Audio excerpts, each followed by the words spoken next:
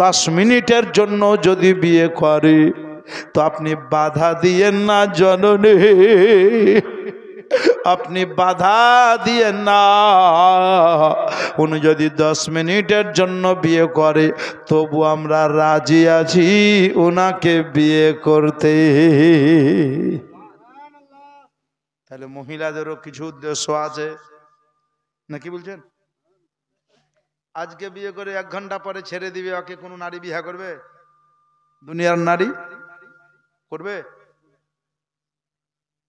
আর যদি করে তার উদ্দেশ্য থাকবে, আজকে করে কালকে ছাড়বো, নিশ্চয় নারীটার উদ্দেশ্য থাকবে বিয়ে করে একবার নিচ তোর আলমারির চাবি হাতাবো 2 ঘন্টাতেই, তোর সোনা দানা হাতাবো, 2-10 লাখ টাকার নিচড়াই নিয়ে কাল ছেড়ে দিবি চলে আসবো, উদ্দেশ্য একটা থাকবে। মাওলাই আলী বললেন তোমাকে 1 ঘন্টার জন্য বিয়ে করবে, তোমার উদ্দেশ্য কি একবার গুপ্তটা ব্যক্ত করো। মহিলারা হাত জোর করে বলল হুজুর কিয়ামতের দিন আল্লাহ জিজ্ঞাসা করবেন, ওরে নারী, ওরে আমার বান্দি, তুমি এমন কোন নেক কাজ করেছিলে বল, তুই এমন কোন নেক কাজ করেছিলি বল। আল্লাহকে বলবো রব্বুল আলামিন জীবনে কিছুই করতে পারিনি, জীবনে কিছু করতে পারিনি, তবে মা ফাতেমার ঘরের বৌমা হয়ে এসেছি। জোরে বলেন উদ্দেশ্যটা কত সুন্দর, নেক দেখেন। আমি খাতুনে জান্নাতের বৌমা হয়ে এসেছি। উনি 1 ঘন্টা পর জন্য বিয়ে করবেন, ছেড়ে দিবেন, আর জিন্দগিতে বিয়ে করব না, প্রথম স্বামীর বাঁধনে বাঁধা থাকবো, যদিও ছেড়ে দিবেন কিন্তু বিবি হিসাবে থাকব, উনি আমার স্বামী হিসাবে থাকবে। আল্লাহকে বলতে পারবো আল্লাহ 1 ঘন্টার জন্য করেছিল, অর্থাৎ মা ফাতেমার ঘরের বৌমা হয়েছি, আর আমার শাশুড়ি মা হলো জান্নাতের নারীদের সরদারিনী। এর কারণে আল্লাহ দয়া হবে, নবীর মায়া হবে, ইমামে হাসানের ওসিলা হবে, মা ফাতেমা তুজ্জোহরার নেঘায় কারাম হবে, তো আমার জন্য জান্নাতের পথ পরিষ্কার হবে, এটা আমি কামনা করি।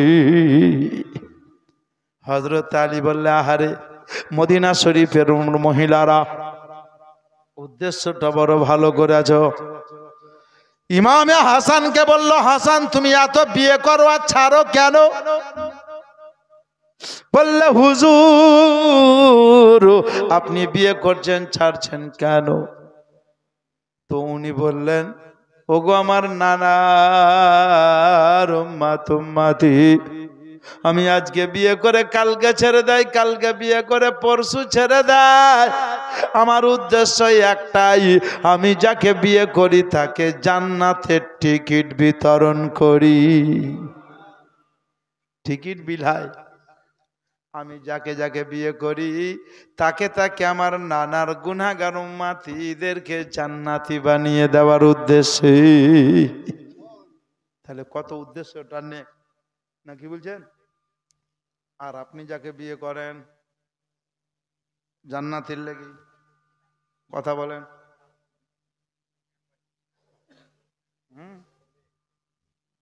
যদি কেউ আপনাকে বলে দেয় পহিলা বিবি আছে আর একটা স্ত্রী আছে বেওয়া, ওই মহিলাটার নামে 14 বিঘা জমি আছে, 2খান লরি আছে, বিয়ে করবে নাকি? আপনি বলবেন রাইতেই কাজ সারো, কথা বলেন ঠিক কিনা?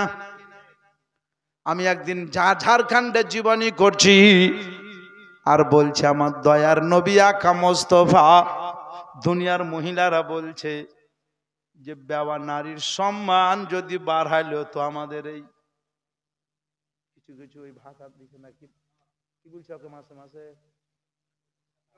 লক্ষ্মী ভান্ডার বলছে ই আমাদের সম্মান বাড়াইলে। বললাম পাগল রে, সম্মান যদি বাড়িয়েছে তো আমার নূরের নবী বাড়িয়েছেন, নারীদের ইজ্জত যদি দিয়েছে তো আমার আকা মুস্তাফা, নবী আসার আগে দাহিয়া কালবি নামে আপনাকে পূর্বে বলছিলাম, বেটি যদি জন্ম হয় জিন্দা দফন করে দিত। নবী আসার পরে বললে বেটি হোক বেটা হোক দফন করা যাবে না।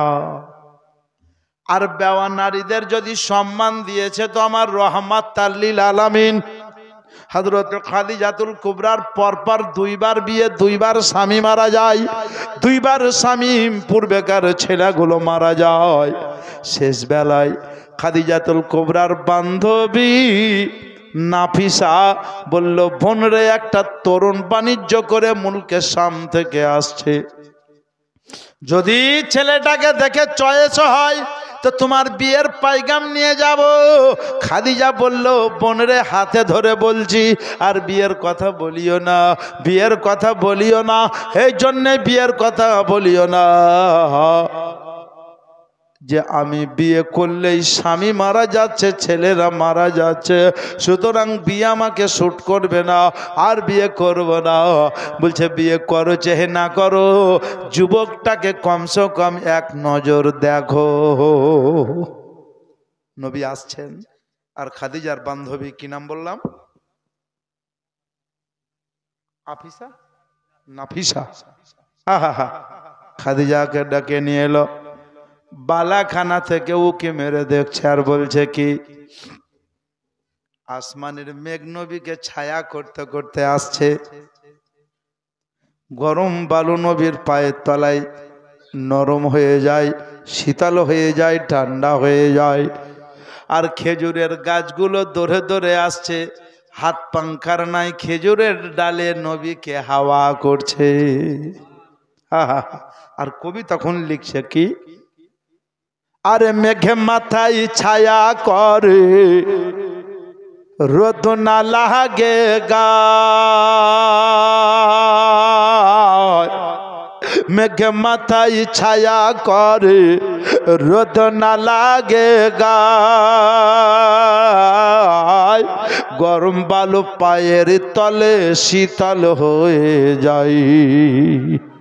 देखो नोहरा नहीं बहदाने हवा चले सनसनी, नोहरा नहीं बहदाने हवा चले सनसनी, खेजूर पाता हिलाई सब डाना जोरे, अरे खेजूर पाता हिलाई सब डाना, मागो তোমার লালের নাই তোলো না, তোলো না, তোলো না, জামানা দিবানা, পড়েন জামানা দিবানা, ও গো মায়া মিনা তোমার লালের নাই তোলো না, আমাগো তোমার লালের নাই তোলো না, তোলো না, তোলো না। গজল বলবো না। ও মুসলমান, আমি আপনাকে বলতেছিলাম ইমামে হাসান রাদিয়াল্লাহু তাআলা আনহু লাগাতার বিয়ে করতেন, উনাকে কাসিরুজ্জাওজ বলা হয়েছে, অনেক বিয়ে করতেন, কিনা ওনার বিয়ের করার উদ্দেশ্য আলাদা, আর আপনার আমার বিয়ে করার উদ্দেশ্য আলাদা। আমি আপনাকে বলছিলাম হযরতে খাদিজাতুল কুবরাকে নবী বিয়ে করেছিলেন, বেওয়া নারী। এই জীবনীটা করতে গিয়ে ঝাড়খণ্ডের একটা যুবক বলেছিল, হুজুর বেওয়া নারীকে বিয়ে করা তাহলে নবীর সুন্নাত। বললাম জি, স্বামী হারা মহিলাকে বিয়ে করা নবীর সুন্নাত। ও তখন বলছে, হুজুর এই সুন্নত আমি পালন করেছি। আমি বললাম আলহামদুলিল্লাহ। টাকা পয়সা লিয়াছেন নাকি? আমি জানছি। তো বলছে না, নবীর সুন্নত পালন করব তো টাকা কেন লিব? আমি খুব আনন্দ হইলাম। এবার দেখলাম ডাইরেক্ট তো বলবে না। বললাম স্ত্রীর নামে জমি জায়গা ছিল নাকি? তো বলছে জি 7 বিঘা ছিল। বাইপাসে এলাম। বলছে সোনা দানা? তো বলছে 9 ভরি। টাকা পয়সা? বলছে 5 লাখ। আচ্ছা, কিছু লেননি? বলছে না কিছু লেননি। ওইগুলা কে পাবে? বলছে সবই আমি পাবো, তবে লিয়ে নি। আহা, ওর পূর্বেকার ছেলে পেলে আছে, বলছে না কেউই নাই, সব আপনি পাবেন। তো বললাম আপনি কি এটা জীবন, এটা কি শুনেননি আমার নবীর সুন্নত পালন করেছেন? তবে নবী খাদিজাকে বিয়ে করার আগে কয়েকটা শর্ত লিখেছিলেন। তার মধ্যে একটা শর্ত ছিল, খাদিজা যদি তুমি আমাকে বিয়ে করতে রাজি হও, তুমি বাদশার বেটি। পরপর দুইবার বিয়ে হয়েছিল, দুটো স্বামীর তরফ থেকে বহু মালপত্র স্বর্ণ মুদ্রা পেয়েছো, তাছাড়া তোমার বাপের ওয়ারিস হিসাবে বহু জমি জায়গা বাগান বাগিচা পেয়েছো, তুমি বড় মালিকা ধনী। ও খাদিজা, তোমার টাকা পয়সা জমি জায়গা যত আছে সব বিক্রি করে আমার মক্কা মুকাররমা নিয়ে আসতে হবে, আর আমার মক্কা মুকাররমাতে যারা গরিব, যারা মিসকিন ইয়েতিম, তাদেরকে বিতরণ করে দিতে হবে।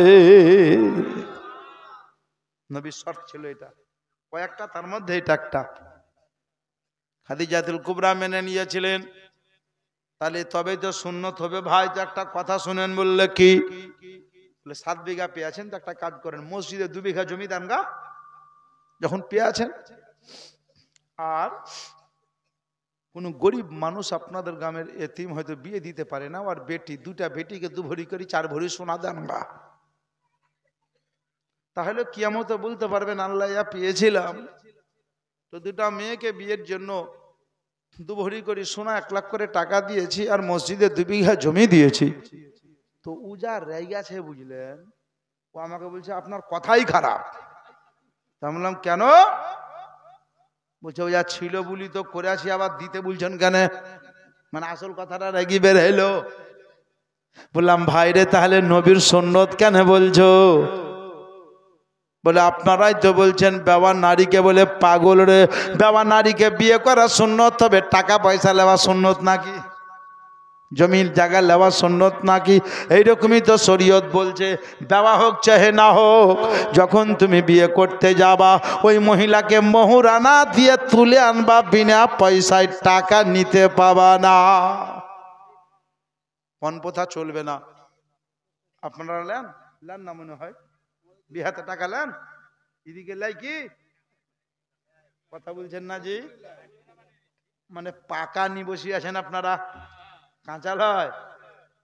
কিন্তু একটা ইমানদারের সহিত চিন্তা করবেন, এখন করেন চাহে বাড়িতে গিয়ে করেন না। আমি একটা পদ্ধতি দিচ্ছি, ও এশার নামাজ পড়ে বাড়ি আসবেন, অজু করবেন, আর অজু করে ডান হাতকে মস্তকে রাখবেন, নবীর নামে দরুদ ও সালাম পড়বেন, নাফসকে জিজ্ঞাসা করবেন, নাফস রে কালবে একবার বল, আমি আমার ছেলের বিয়েতে টাকা নিয়েছি, ঠিক করেছি না ভুল করেছি?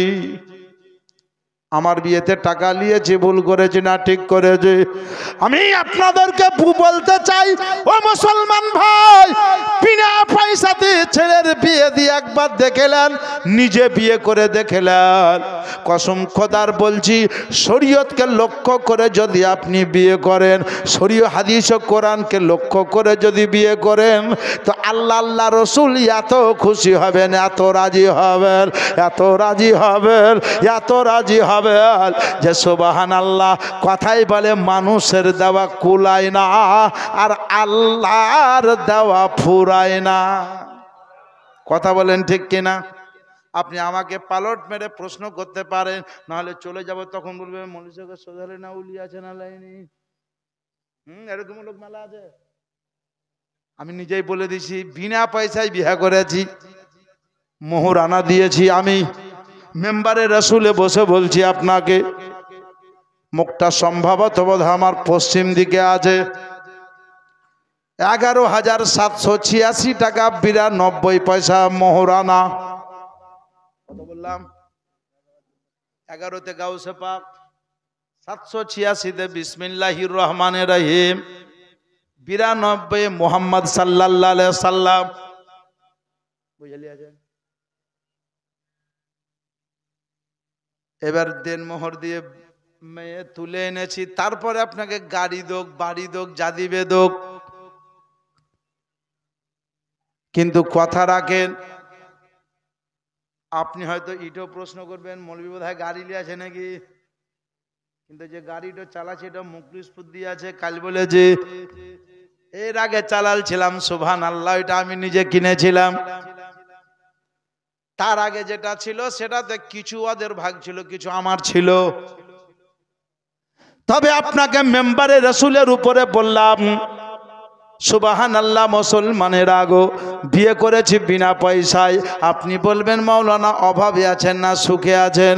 আল্লাহ এত দিয়েছেন, এত দিয়েছেন, এত দিয়েছেন, কিয়ামতের সকাল অবধি আল্লাহর শুকরিয়া আদায় করে শেষ করতে পারবো না। আপনাকে আল্লাহ এত দেবে, এত দেবে, এত দেবে। কসম খোদার একবার বলছি ইমানি দৃষ্টিতে একটা ছেলের বিনা পানে বিয়ে দিয়ে দেখেন, নিজে বিনা পয়সা বিনা পানে বিয়ে করে দেখেন। খালি শর্ত হয়েছে একটাই, মেয়েটাকে পরহেজগারি নেবেন, মেয়েটাকে মোত্তাকি নেবেন। আজকে আপনার মায়ের সঙ্গে আপনার বিবির হয় না ঠকরা ঠকরি, কেন জানেন? 5 লাখ টাকা নিয়ে বউ তুলে এনেছে, ওই মেয়েটার নোয়াটা না হলে বিছান থেকে উঠে না। শাশুড়ি যদি বলছে বেটা তোর বহুর স্বভাব ভালো নয়, তখন ওই বেটি বলছে শাশুড়ি সাবধান। কেন বৌমা তুমি উঠেছো? বলে কোন 6টায় উঠেছি, মোবাইল চালাচ্ছি। ঘর গৃহস্থালি করতে হবে না, কাজ করবে না? কেন লেউনি নাকি কাজ করবো? তো বহুতে বলছে গো। তখন শাশুড়ি বলছে বেটা দেখছি তোর বহু কি বলছে। বেটা তখন বলছে কি বলবো, সালা এখন ঝামেলায় পড়ে গেছে। বেটা তখন জেলছিলি, 5 লাখ লিয়াছি, লেওয়ার পরে কত লজ্জা লেগেছে, মুখ ঢুকি বিবাহ করতে গেলে। বিবাহ করাতে মুখ ঢাকে না কেন? 5 লাখ লিয়াছে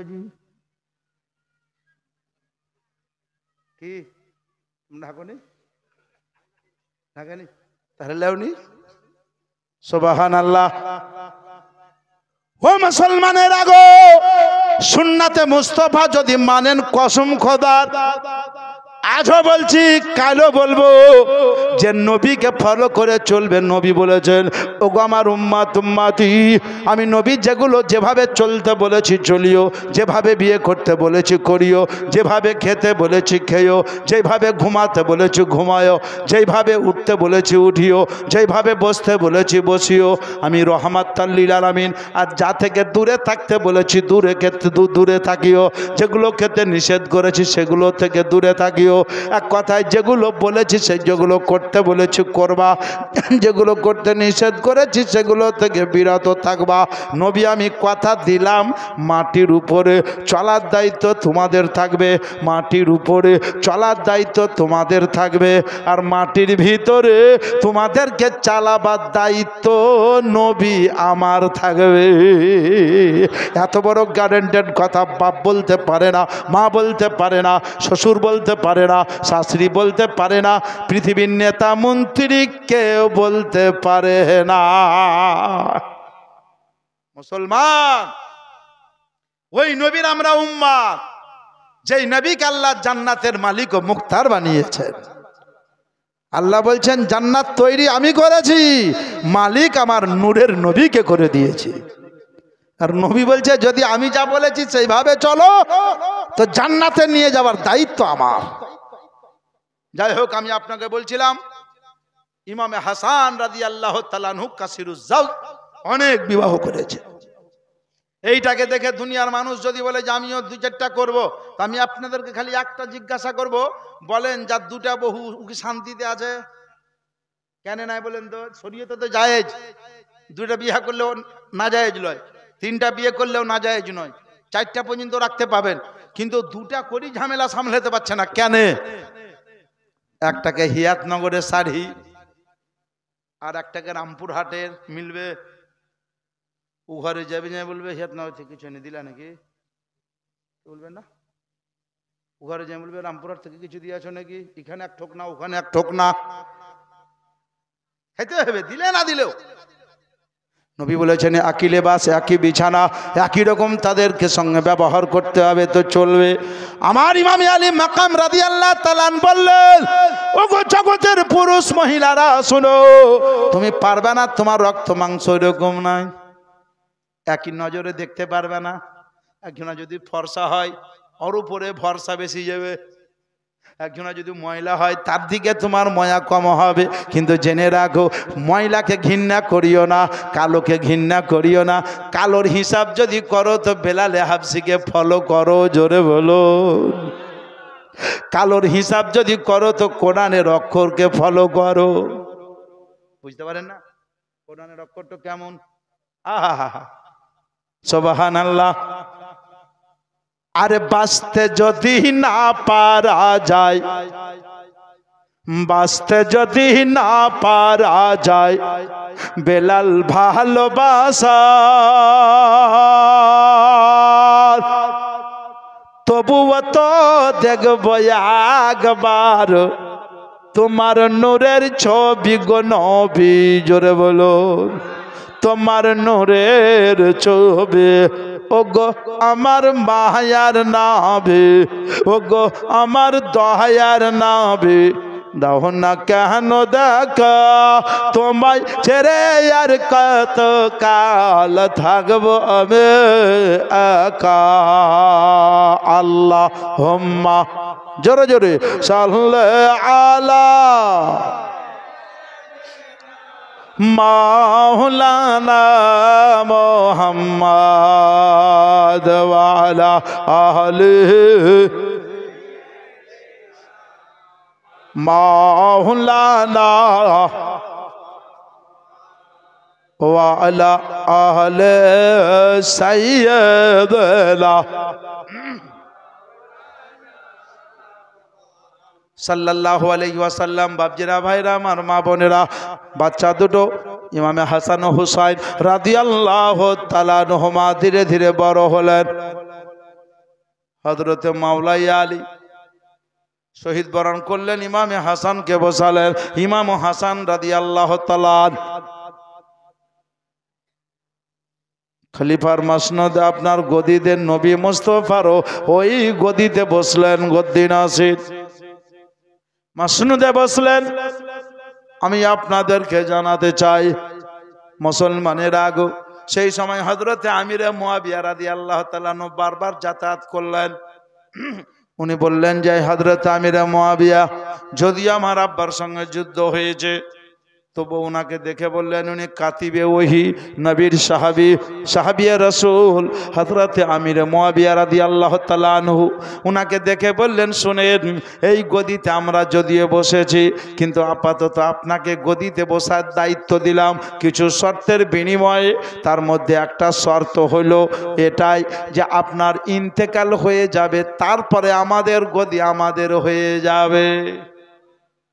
আমাদের সংসার চালাতে যত টাকা পয়সা বৎসরে লাগবে সব আপনাকে দিতে হবে। আমবাই শহরটা আমার আব্বা জয়লাভ করে হানিফাকে বিয়ে করেছেন, ওই শহরের ইনকাম আমাদেরকে দিতে হবে। এইরকম করে কিছু মুচিলিকার বিনিময়ে গদিতে বসিয়ে দিলেন। ও মুসলমানের আগো, এদিকে হযরত আমিরে মুয়াবিয়া রাদিয়াল্লাহু তাআলা আনহুর বিবি মাইসুরার গর্ভে, বৃদ্ধা মহিলা গর্ভে একটা বাচ্চা জন্ম হইল। সেই বাচ্চাটা দুনিয়াতে এলো। বাচ্চাটার শরীরের গঠনটা উঁচা ফুলা ঢিপ ঢাপ। সেই বাচ্চাটার নাম হইল এজিদ। খুব তাড়াতাড়ি সারাংশটা বুঝাচ্ছি। কি নাম বললাম? এজিদের শরীরের গঠন কেমন? উঁচা নিচে। চটের বস্তাতে চেলা কাঠ ভরলে বস্তাটার দেহ যেমন হয়, কেমন হয়? উঁচা নিচে হয়। এজিদের শরীর এরকম ছিল। এই এজিদ ধীরে ধীরে বড় হলো। তার একটা অন্তরঙ্গ বন্ধু হইল, যার নাম হইল মারওয়ান। কি নাম বললাম? মারওয়ান। খুব কূটনীতিক, খুব রাজনীতিকবিদ। এত কূটনীতি ভরা ছিল তার ভিতরে। ভাই ভাইয়ের দ্বন্দ্ব কেমন করে লাগাতে হয় জানে, গ্রামে গ্রামে দ্বন্দ্ব লাগাতে হয় কেমন করে জানে। শয়তানি চক্রান্ত তার ভিতরে। এই মারওয়ান বলতে লাগলো, এজিদ, বর্তমানে জেনে রাখো তোমার আব্বার শরীর ভালো নাই, তোমার আব্বা ইন্তেকাল হয়ে যাবে। এই গদিটা কার জানো? তোমার আব্বা যে মাসনদে বসছে এটা কার জানো? কার বলে? মাওলায়ে আলীর ছিল, হযরত আলীর শহীদের পর ইমামে হাসানের। তোমার আব্বা ইন্তেকাল হয়ে যাবে, ইমামে হাসান এসে বসবে। তো একটা কাজ যদি করতে পারো তো হাসানের ডাল গলবে না, ইমামে হাসানের কথা চলবে না। কি কাজ? বন্ধু শিখেছে, বলে তাকে বিষ পান করিয়ে মেরে দিতে হবে। মারওয়ান যুক্তি দিছে, বিষ দিয়ে তাকে যদি মেরে দাও সে শেষ, তাই নাকি? না তো হ্যাঁ, বিষ দাও। বিষ দেওয়া হইল একবার। ইমামে হাসান জানতে পারলেন আমাকে বিষ দিয়েছে, তো নূরের নবী রওজা শরীফে গিয়ে দোয়া করলেন, বিষ পানি হয়ে গেল। আহা, খবর গেল ইমামে হাসান তো শহীদ হয়নি, মারা যায়নি। মারওয়ান বলছে আবার দাও। আবার দিল, আবার দোয়া করলো, বেঁচে গেল। একবার, দুবার, তিনবার, 5 বার বিষ দিল। কখনো হালুয়ার সঙ্গে মিক্স করে, কখনো আপনার খেজুরের সঙ্গে মিক্স করে, কখনো শরবতের সঙ্গে মিক্স করে, কখনো মধুর সঙ্গে মিক্স করে, একবার এক এক রকম দ্রব্যের সঙ্গে মিক্স করে দিল। ইমামে হাসান যখনই খেলেন তখনই বুঝতে পারলেন, তো রহমাতুল লিল আলামিনের রওজা শরীফে গিয়ে আল্লাহর কাছে নবীর ওসিলার দোয়া চাইলেন, সঙ্গে সঙ্গে বিষ পানি হইয়া গেল। শেষ বেলায় মারওয়ান এজিদকে বলছে উপায় নেই, আর পারবে না, এই বিষে কাজ হয় না, একটা কাজ করতে হবে যদি পারো। কি কাজ? বলে হীরা চূর্ণ দিতে হবে। কি চূর্ণ? হীরা চূর্ণ, যাকে হীরকন্দি জহর বলা হয়। যদি একবার ভিতরে চলে যায় কলেজা 70 টুকরা হয়ে যাবে, আর বাঁচার রাস্তা থাকবে না। তাই করো। কাকে দিবে? কে দিবে? একটা বৃদ্ধা মহিলাকে ভাড়া করা হইল, তুই যদি বিষটা মিশিয়ে দিতে পারিস, ইমামে হাসান যে কোনো প্রকারে যদি খাওয়াতে পারিস, তাকে খেয়ে নেয়, তো তোকে বহু পুরস্কারে পুরস্কৃত করা হবে, তোকে বহু স্বর্ণ মুদ্রা দেওয়া হবে। এই কথাবার্তা যখন বলল, সুবহানাল্লাহ। মুসলমানের আগো আমি আপনাদেরকে জানাতে চাই, এ কথা যখন বলা হইল, মহিলাটা চুলের ঝুঁটিতে নিল, লাঠি ধরে বৃদ্ধা মহিলা এক প্যাক প্যাক প্যাক করে চলে গেল বিষ দেওয়ার জন্য তৈরি। আহা হা, কি করতে পারে দেখে।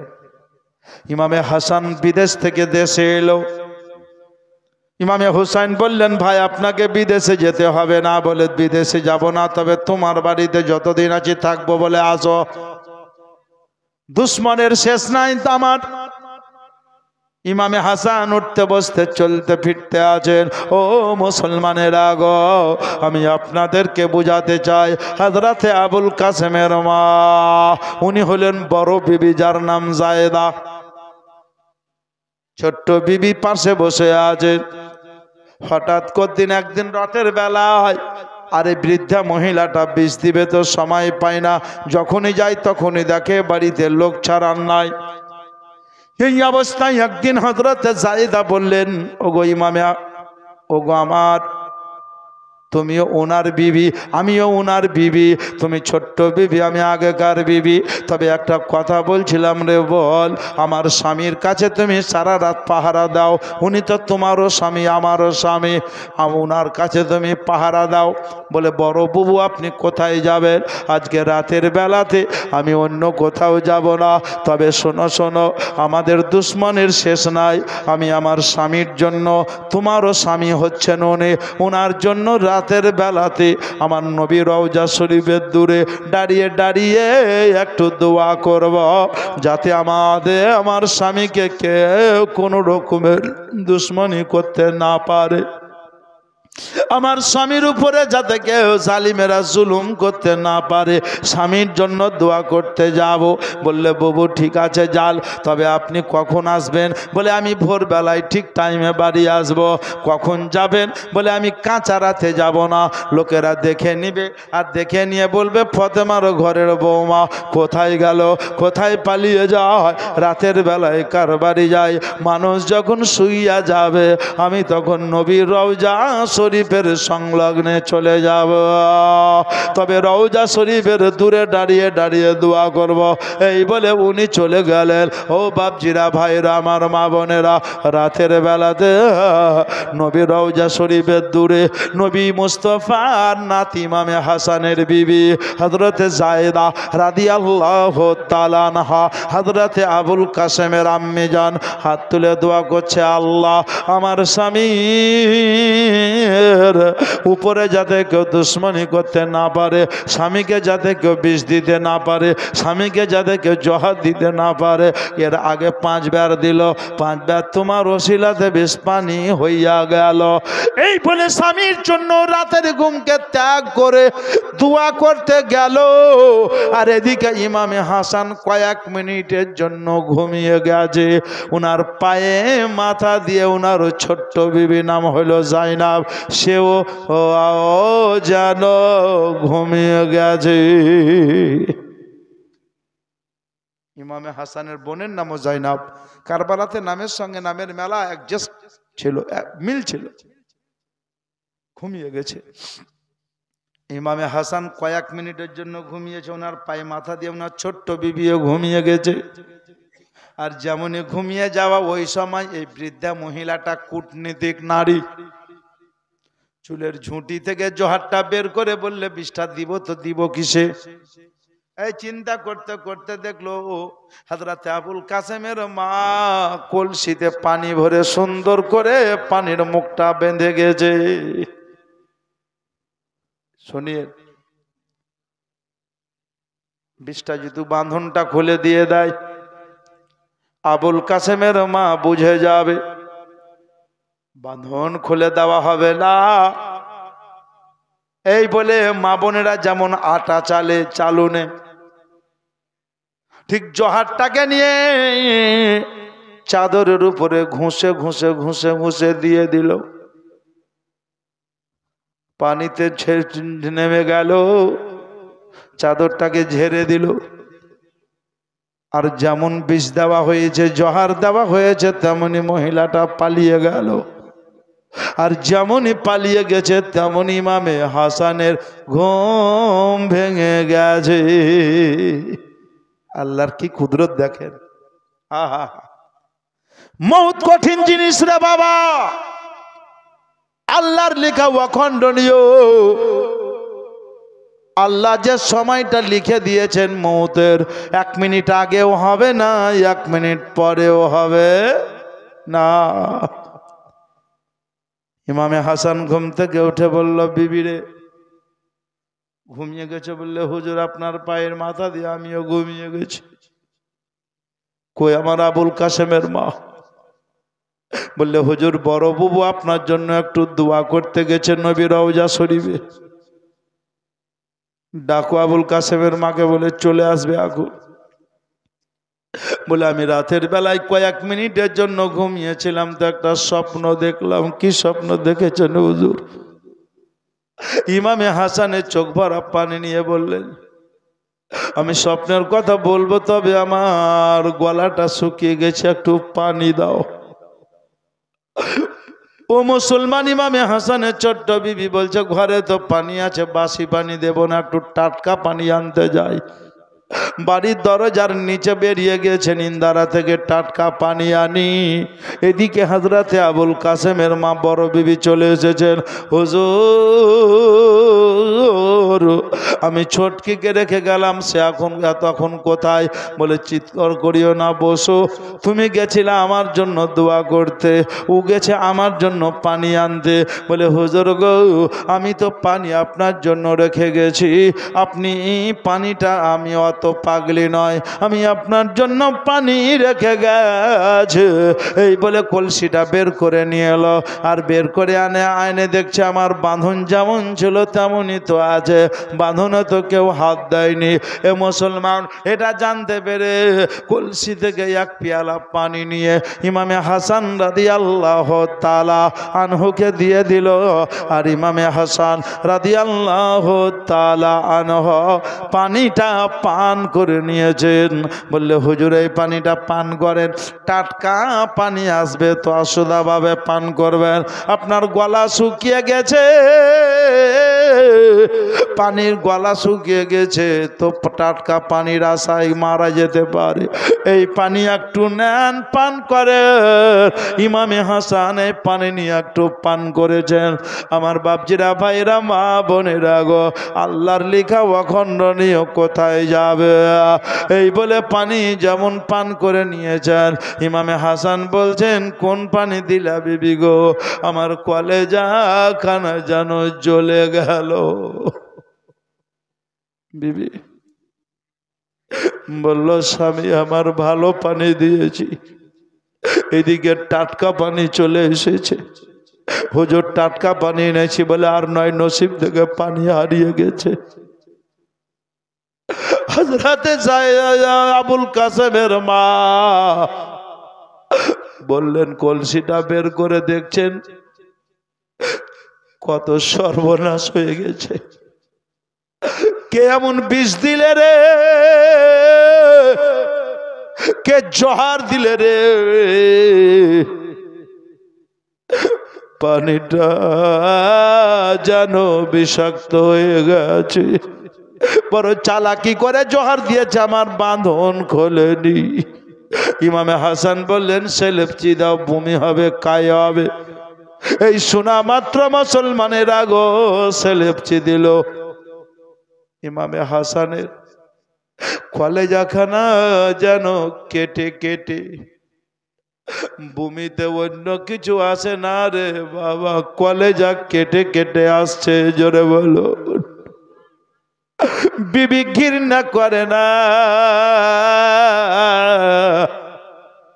হযরতে আবুল কাসেমের মা আঙুলের নেড়ে নেড়ে দেখছে অন্য কিছু আসে না, বরঞ্চ কলেজা কেটে কেটে উঠছে। হুজুর কি স্বপ্ন দেখেছেন একটু বলেন? বলে বলবো, আমার ভাই ইমামে হোসেনকে ডাকো। ইমামে হোসেনকে খবর দেওয়া হলো, চট করে চলে এলো। ভাই খবর কি? বলে ভাই আমি আর নাই, বিদায় নিব। হোসেন বলছেন কেন? বলে কে জোহার দিয়েছে? হযরতে আবুল কাসেমের মা বললে ভাই হোসেন, রাতের বেলায় স্বামীর জন্য দোয়া করতে গেছিলাম, যেই বিবি স্বামীর জন্য রাতের ঘুমকে ত্যাগ করে দোয়া করতে যায়, সেই বিবির হাতের পানিতে স্বামীর সন্দেহ দাঁড়িয়ে যায়। আহা! ইমামে হুসাইন বললেন ভাই হাসান একবার বলে দেন বিষটা দিলে কে? ইমামে হুসাইন বললেন বলেন একবার তার নামটা বলেন। ইমামে হাসান বলছেন ভাই রে তার নাম বলবো না, আমি যার নাম বলবো সে যদি না দিয়েছে তুমি তাকে হত্যা করে দিবা। তবে এতটুকু জেনে রাখো, আমাকে যে জোহার দিয়েছে, বিষ দিয়েছে, এর বিচার মহান আল্লাহ করবে।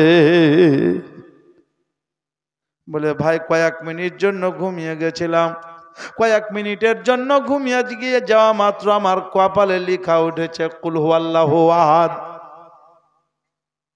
ইমামে হোসেন বলছেন কোরআন শরীফের আয়াত লেখা উঠলো কুল হুয়াল্লাহু আহাদ। ঠিক আছে, স্বপ্ন তো মনে হচ্ছে খুব ভালো, তবে স্বপ্নের তাবিরটা জানতে হবে। স্বপ্নের তাবির কে দেখে? হা হা হা, একজন সাহাবী রাসূল যার নাম হযরতে সাঈদ ইবনে মুসাইব রাদিয়াল্লাহু তাআলা আনহু, উনি যেন স্বপ্নের তাবিরটা দেখে। ওনার কাছে ইমামে হুসাইন চলে গেলেন। ওগো আপনার কাছে এসেছি।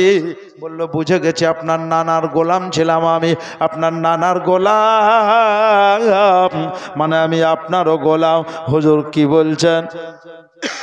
ইমামে হুসাইন বললেন, ওগো সাঈদ ইবনে মুসাইব, আমার ভাই ইমামে হাসান রাতের বেলাতে ক্ষণিকের জন্য একটু ঘুমিয়েছিলেন, তাতে কয়েকটু স্বপ্ন দেখে নিয়েছেন। বলে কি স্বপ্ন দেখেছে? বলে তার কপালে লেখা উঠেছে কুল হুয়াল্লাহু আহাদ। বললে হুজুর, যার কপালে লেখা উঠে কুল হুয়াল্লাহু আহাদ, ও হুজুর গো, সে বাঁচে না, দুনিয়া থেকে চলে যাবে। এই হুজুর বড় হুজুর, অর্থাৎ ইমামে হাসান যদি কিছু খেতে চাই তো খাইয়ে দেন, কিছু যদি দেখতে চাই তো দেখিয়ে দেন, আর কিছু যদি বলতে চাই তো কিছু শুনে নেন।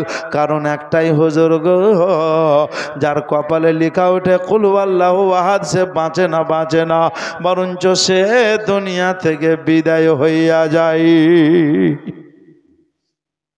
ইমামে হুসাইনের মন খারাপ হয়ে গেল। নানা রওজাতে নিয়ে কাজ হবে না। নানা নিজে বলেছিলেন 5 বার বিষ দিবে পানি হয়ে যাবে, 6 বারের বেলায় যে বিষটা দিবে তাতে আমার নাতি শহীদ হবে। জোরে বলুন।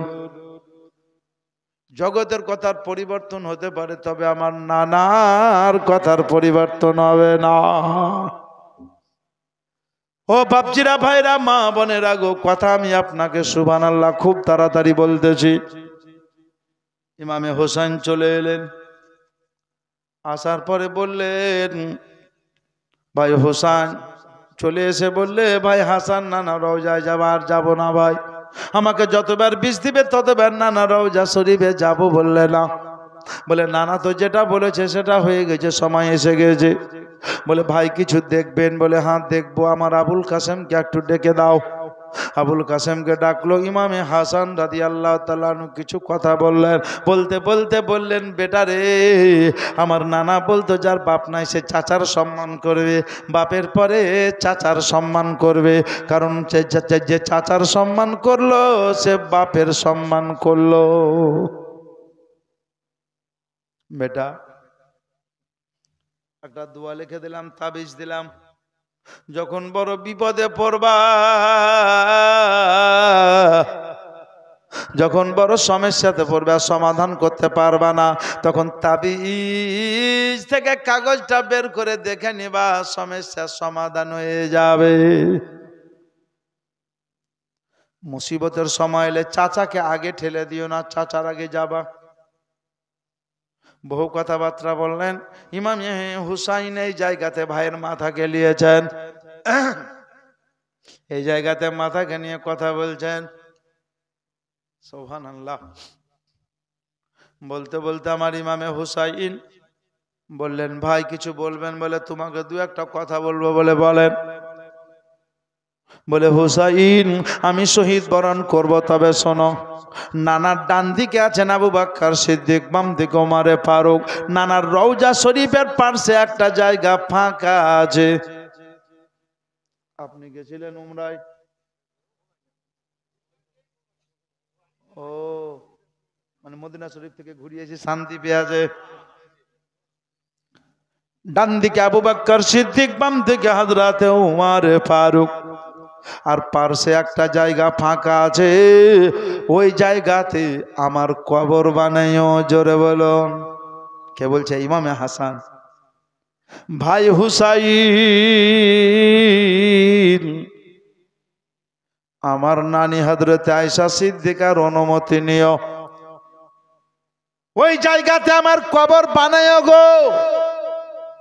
তবে ওই জায়গাতে আমার কবর বানাতে গিয়ে যদি বাধা হয়ে যায়, তরোয়াল বেরিয়ে যায়, যুদ্ধর পরিকল্পনা হয়, যুদ্ধর সম্মুখীন হতে হয়, তাহলে ওই জায়গাতে আমার কবর বানায়ও না, জান্নাতুল বাকিতে মা ফাতেমা জননীর ডান পাশে বানিয়ে দিও। আমার নানির অনুমতি নেবা। আগে পিছে বহু ঘটনা ছিল, সব রেখে দিলাম। ও মুসলমানের আগো, এই জায়গায় ইমামে হুসাইনের জায়গায় হাত। ইমামে হুসাইন ভাই হাসানকে ধরে আছেন। হঠাৎ করে জানো ইমামে হাসান কাঁদতে লাগলেন। ভাই হুসাইন বলছেন, ভাই কাঁদছেন কেন? আপনি তো চলে যাবেন, মাকে পাবেন, আব্বাকে পাবেন, নানাকে পাবেন, নানিকে পাবেন, আমি একাই পড়ে গেলাম, কাঁদবো তো আমি। আমার ইমামে হাসান বললেন, ভাই রে আমি দুনিয়া ছেড়ে যাব বলে কাঁদি না। কেন কাঁদছেন? ওই যে 10ই মুহররমের দিনটা আমার মনে পড়ছে রে ভাই। আমার কলেজার টুকরা আলিয়াস গারের জন্য একটু পানি আনতে যাবা। পানির পরিবর্তে তার হুলকুমে তীর মেরে কায়দা করে তীরটা যেন কলেজাতে গাঁথা যাবে এই মনে করে মারবে। ওই পাপী হুরমালা তীরটা মারবে গো। আর এই তীরটা যেন আমার ভাতিজার আলিয়াসগারের কলেজাতে লাগবে। সেই দিন আমি থাকবো না। সেই দিনটার কথা স্মরণ হয়েছে বলে আমার কলেজা খানা পেটে যাচ্ছে। ইমামে হুসাইন রাদিয়াল্লাহু তাআলা আনহু বললেন, ভাই দোয়া করবে যাতে আমি সেদিন ধৈর্য ধরতে পারি, যাতে আমি সবুর করতে পারি। হুসাইন সবসময় বলেছেন দোয়া করবেন সবুরের, দোয়া করবেন ধৈর্য যাতে ধরতে পারি। কারণ হুসাইন জানে একবার যদি ইশারা করে দেন ৭২টা সৈন্য কেন ৭২,০০০ থাকলেও সব বেকার হয়ে যাবে। হুসাইন রাদিয়াল্লাহু তাআলা আনহু বললেন, আমি আছি। ভাই কালেমা তাইয়্যিব কালেমা শাহাদাত পড়লেন। পড়তে পড়তে আমার ভাই শহীদ বরণ করলেন। বলুন ইন্না লিল্লাহি ওয়া ইন্না ইলাইহি রাজিউন। ইমামে হুসাইন ভাইকে রেখে চট করে নানি আয়েশা সিদ্দিকার কাছে চলে গেলেন। দরজাতে আওয়াজ দিলেন, মা আয়েশা সিদ্দিকা দরজা থেকে বেরিয়ে দরজা খুলে দিলেন। ইমামে হুসাইনের চোখে পানি দেখে বলছে, ভাই কাঁদছো কেন? বলেন, নানি আমার বড় ভাই ইন্তেকাল করলো। ইমামে হাসান শহীদ বরণ করলো। আপনার কাছে এসেছি নানি,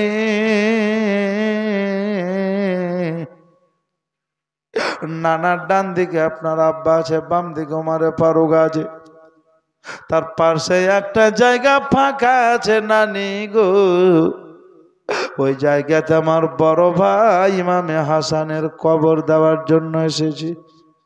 হযরতে আয়েশা সিদ্দিকা বললেন, ভাই হুসাইন তোমার নানা নামাজ পড়তো, ইমামে হাসান পিঠে চেপে যেত, ভিতরে চেপে যেত। যেই নানার নামাজের সময়তে নাতিকে ঘোরাঘুরি করতে নিষেধ করেনি,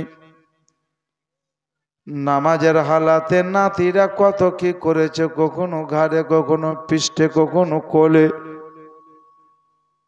সেই নানার নাতিদেরকে কখনো বাধা দেয়নি।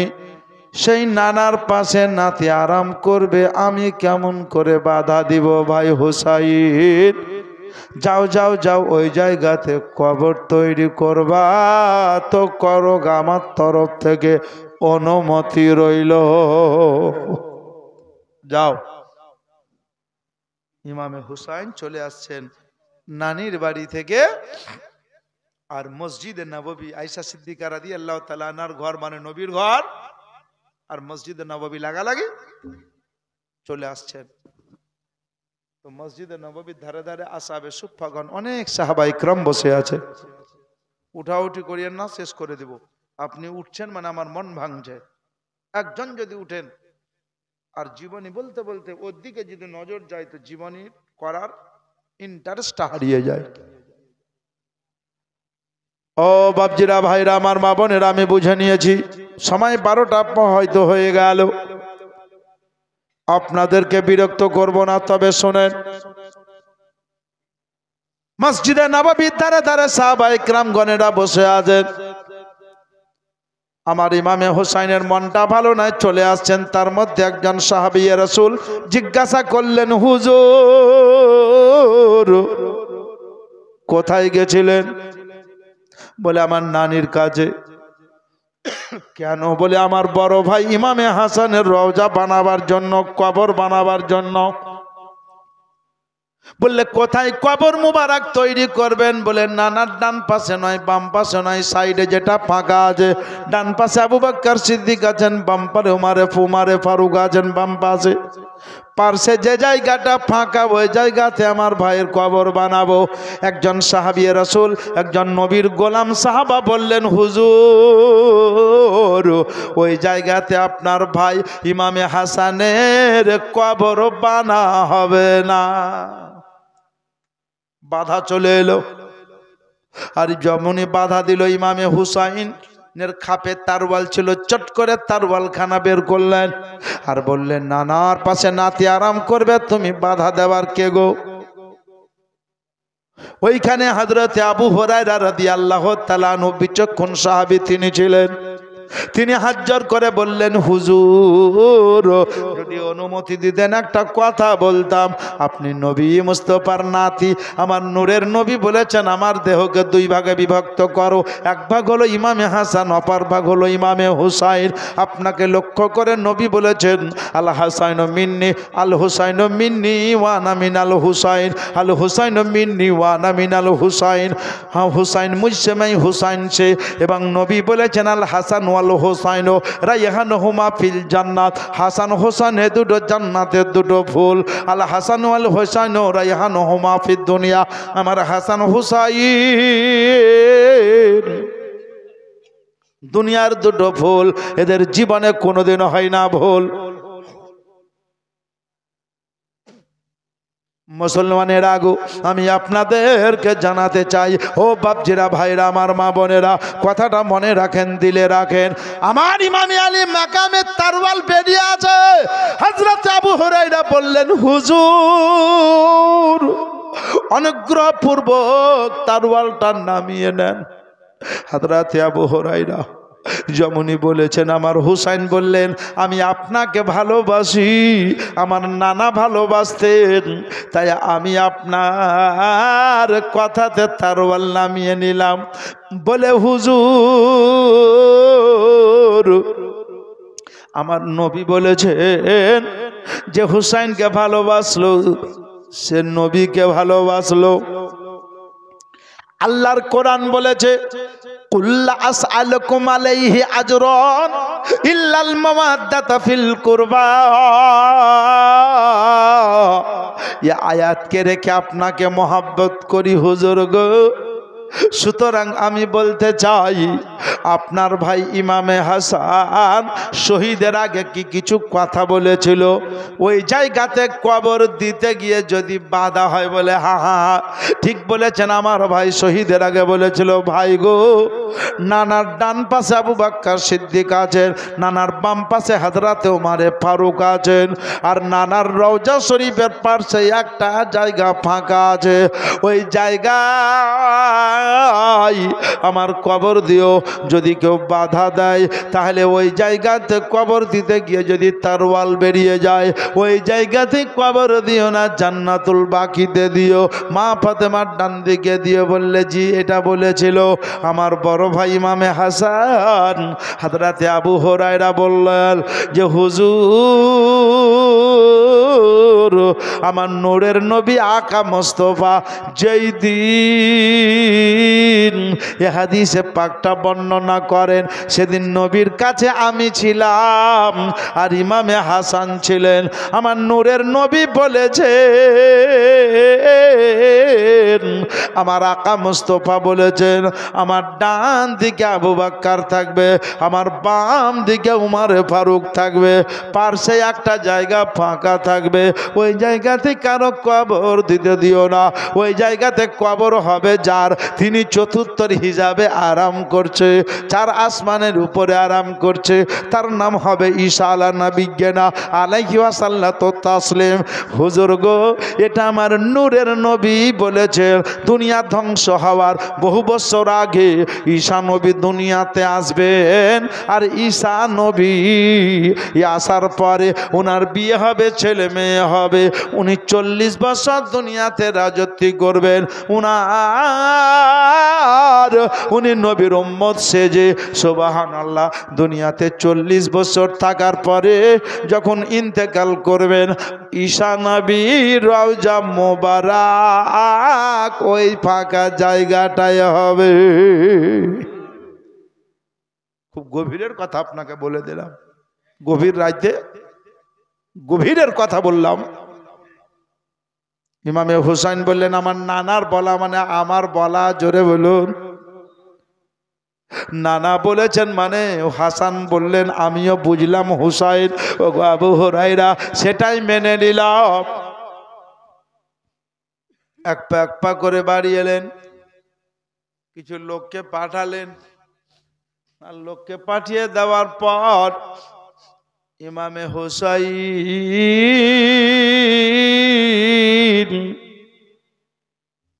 ভাইয়ের শহীদের লাশকে রেখেছেন। আহা, তাকিয়ে দেখছেন চোখে গড় গড় করে পানি ঝরছে। আল্লাহ, তুমি যারে জান্নাতের যুবকের সর্দার বানিয়েছো, তার একিন আল্লাহর নবীর উম্মতেরা করলো। সুবহানাল্লাহ। বাপজিরা, ভাইরা গো, ভালো কাজ যারা করে তাদের উপরে বহু পেরেশানি হয়। ভালো কাজ যারা করে তাদের পিছনে বহুত বদনাম বের হয়। এটা মাথায় রাখবে। আমার নূরের নবী নামাজ পড়তেন তো নূরের নবীর পিঠে উটের ভুঁটি চাপিয়ে দিত। আমার আকা মুস্তাফা কালমা তাইয়্যিব প্রচার করতেন, কাফের মুশরিকেরা পাথর মারত, আর নূরের নবী কপালে মস্তক মোবারকে পাথর লেগে গড় গড় করে রক্ত গড়ত। বেরাদার, জেনে রাখবেন, মনে রাখবেন, দ্বীন ইসলামের কাজ যারা করবে শয়তান তাদের পিছনে থাকবে। কোরআন এই জন্যই বলেছে, ইয়া আইয়ুহাল্লাযীনা আমানু উদখুলু ফিস-সিলমি কাফা ওয়ালা তাত্তাবিউনি খুতুওয়াতিশ শায়তান ইন্নাহু লাকুম আদুউম মুবিন। বেরাদার, আমার ইমামে হাসান দ্বীনের জন্য বহু কিছু করলেন, শেষ বেলায় বিষ পান করে শহীদ বরণ করে বিদায় হয়ে গেলেন। ইমামে হুসাইন দ্বীন ইসলামকে রুখতে গিয়ে, কিছু বাতিলদেরকে মিটাতে গিয়ে কখনো ছেলের রক্ত দান করলেন গাছের গোড়ায়, দ্বীন ইসলামের গোড়ায়।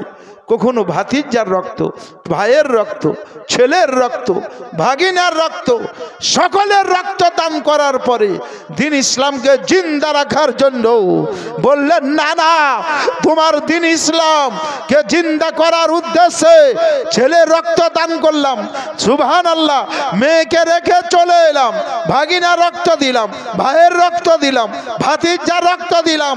আল্লাহ, এসবের লোকের রক্ত দিয়েও বুঝলাম দ্বীন ইসলাম জিন্দা থাকতেও পারে, নাও পারে। তাই হুসাইন শেষ বেলায় নিজের গলাকে কাটিয়ে নিজের জানকে কুরবানি করে দিয়ে নিজের রক্ত দ্বীন ইসলাম গাছের গোড়াতে দান করে দিল। এই জন্যই তো কবি বলল, কতলে হুসাইন আসল में मर गए यजीद, कत्ल हुसैन असल में मर गए यजीद, इस्लाम जिंदा होता है हर करबाला के बाद। आज माटबा शरीफ प्रत्येकटी मुमिन मुसलमान भाग्यवान যে কোনো গানের সভা না করে, কোনো বিচিত্রার সভা না করে কোনো পঞ্চরসের সভা না করে পুরো গ্রামবাসীর মানুষ নবীর নাতিদের জীবনী শুনতে পাচ্ছে। কেউ বাড়ি থেকে, কেউ দোকান থেকে, কেউ বিছানা থেকে, কেউ জান্নাতি বাগানে থেকে। জোরে বলুন বেরাদারানে ইসলাম। যতক্ষণ সভা চলছে ততক্ষণ আল্লাহর রহমত বর্ষিত হচ্ছে পুরো গ্রামবাসীর। মুমিন মুসলমান, আপনারা নবীর প্রেমিক, নবীর আশিক, আহলে বাইতের প্রেমিক বলেই আহলে বাইতের মহব্বতে সভা সাজিয়েছেন। আল্লাহর কাছে দোয়া করব, আল্লাহ যাতে প্রত্যেকের সভা, প্রত্যেকের 10, 20, 50 করে যেটা দিচ্ছেন এটাকে কবুল করে নিয়ে আল্লাহ প্রত্যেকের জান, মাল, ইজ্জত, আবরুর যাতে হেফাজত করেন। বলুন আল্লাহুম্মা আমিন।